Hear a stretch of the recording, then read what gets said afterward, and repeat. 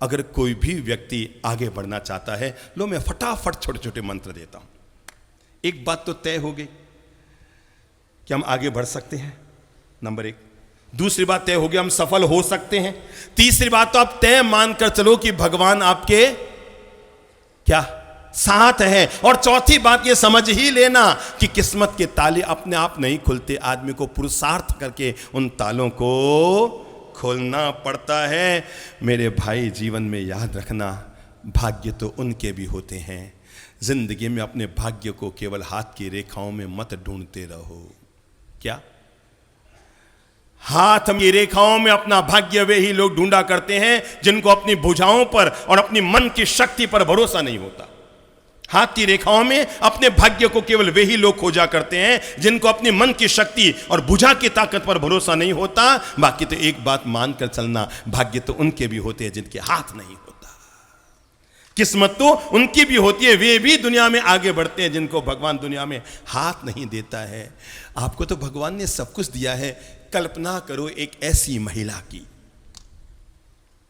जिसको भगवान ने जन्म से आंख नहीं दी।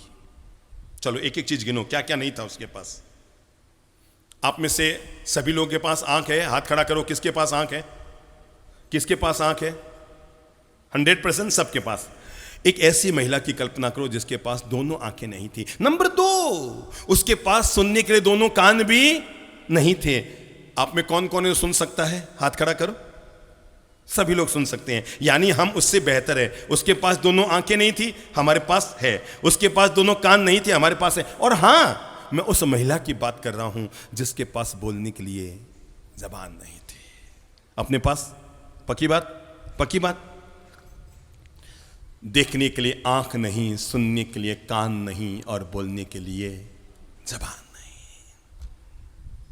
मैं उस महिला की ये गाथा गा रहा हूं जिसको जन्म देने वाली मां ने, जब उसे पता लगा कि उसकी पेट से जो संतान पैदा हुई है वो न देख सकती है, न सुन सकती है, न बोल सकती है, और उन्होंने उस संतान को उठाकर कचरा पेटी में डाल दिया। सड़क पर चल रही थी, उसे पता था ये संतान जीवन भर मेरे लिए भार है, न देख पाएगी, न सुन पाएगी, न बोल पाएगी। डॉक्टर ने बता दिया कुछ नहीं कर पाएगी, और उसने चुपके से कचरा पेटी में उसको डस्टबिन में डाल दिया। एक टीचर महिला स्कूल से अपने घर की ओर जा रही थी, बस के लिए बैठने के लिए चल रही थी कि तभी उसने कचरा पेटी में से किसी शिशु की रोने के क्रंदन की आवाज सुनी।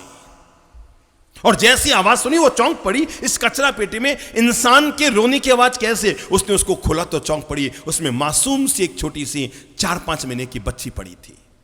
उसने उसको उठाया, इधर उधर देखा, कोई है इसकी मालिक, कोई है इसकी माँ, कोई है इसका बाप, कि कोई भी नहीं आया। क्या करूं, क्या करूं, क्या करूं? उसे लगा भगवान ने शायद उसे दिया है अपने घर के लिए, और वो अपनी गोद में उठाकर अपने घर पर ले आई।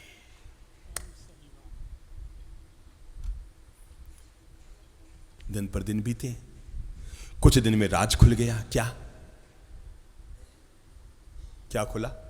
कि ये सुन नहीं सकती है, देख नहीं सकती है, बोल नहीं सकती। ये कुछ दिन में राज खुल गया। और तब उस महिला के पास भी पहला विकल्प था कि जहां से लाई वहीं ले जाकर फेंक दे। पर प्रणाम कीजिएगा उस महिला के जज्बे को। उसने कहा ये देख नहीं सकती है, सुन नहीं सकती है, बोल नहीं सकती, मैं ये सारे काम कर सकती हूँ, मैं कुछ नहीं करूँगी, मैं इसके भीतर जज्बा जगाऊंगी। उसने उस बच्ची को पालना पोसना शुरू किया। धीरे धीरे वो घुटनों पर आई, धीरे धीरे वो पाँव पर आई, सहारे से चलने लगी। और उस माँ ने, उस महान टीचर ने, उस महान महिला ने उस बच्ची के भीतर बस एक जज्बा पैदा करना शुरू किया कि तुम घबराओ मत, तुम्हारे पास आँख नहीं है, कान नहीं है, जबान नहीं है, पर तुम्हारे पास अभी भी एक चीज हो सकती है, वो है तुम्हारा आत्मविश्वास, तुम्हारा विल पावर, तुम्हारी भीतर की शक्ति। उस महिला ने जिंदगी भर तक, जब तक वो बच्ची युवा ना हो गई, उसके भीतर जज्बा जगाती रही, जज्बा जगाती रही, जज्बा जगाती रही।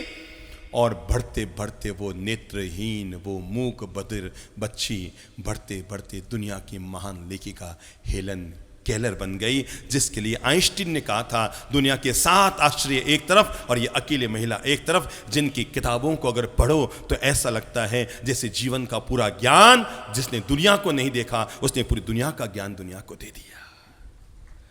मैंने ये बात इसलिए कही क्योंकि हम प्राय कर भगवान को कोसते रहते हैं, भगवान तूने मुझे ये नहीं दिया, पर हमें ये नहीं पता है भगवान ने हमें थोड़ा सा नहीं दिया है, पर भगवान ने हमें बहुत कुछ दिया है।